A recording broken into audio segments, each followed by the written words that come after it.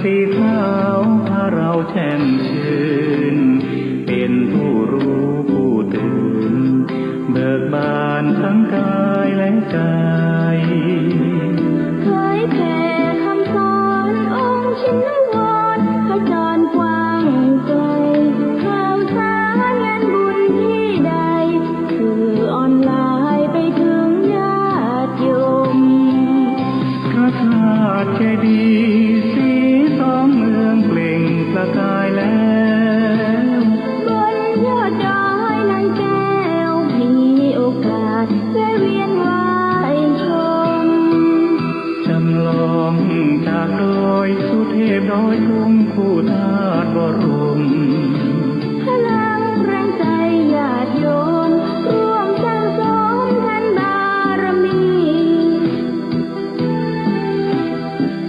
สีขาวคลื่นธรรมนำพาความสุขพระเนรที่ทางคลายทุกข์เกิดปิติสุขให้ทุกทินทีเปิดฟังธรรมะพระจัดรายการหลายคลื่นบางทีร่วมสร้างมหาทานบารมีพระธาตุเจดีย์สีสองเมือง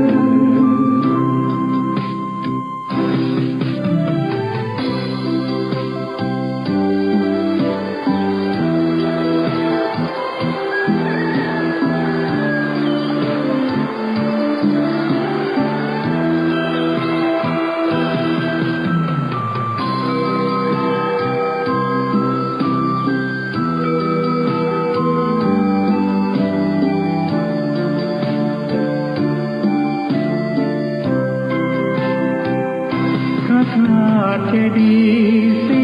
สองเมืองเปล่งประกายแล้ว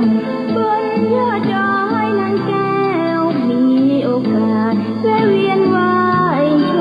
ม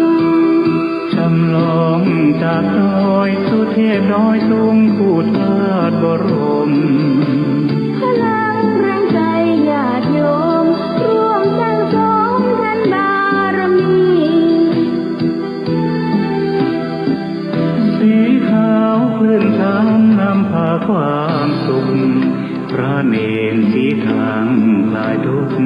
เกิดปิติสุขให้ทุกทินที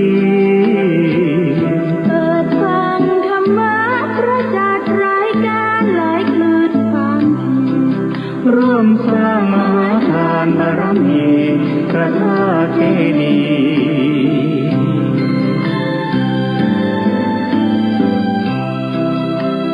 สีสองเมื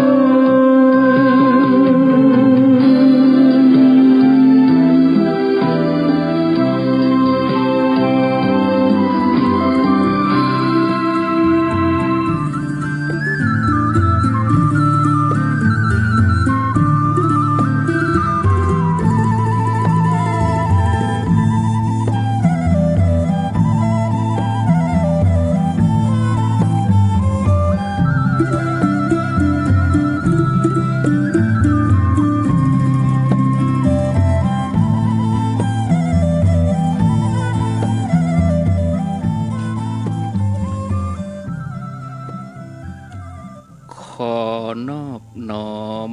เอาคุณพระแก้วเจ้าทั้งสามประการอันมีพระพุทธพระธรรมพระสงฆ์คุณพ่อคุณแม่คุณครูบาอาจารย์คุณศีลธรรมกรรมฐานจงมาปกห่มรักษาครูบาอาจารย์พระเจ้าประสงค์ทุกรูปปกห่มรักษาปออกไม่ออกศรัทธาท่านสาธุชนคนดีผู้สนใจใฝ่ในธรรมทุกท่านอรุณสวัสดิ์ธรรมสวัสดีสวัสดียามเจ้าญาติโยมท่านผู้ฟังยินดีต้อนรับเข้าสู่รุ่งอรุณวันใหม่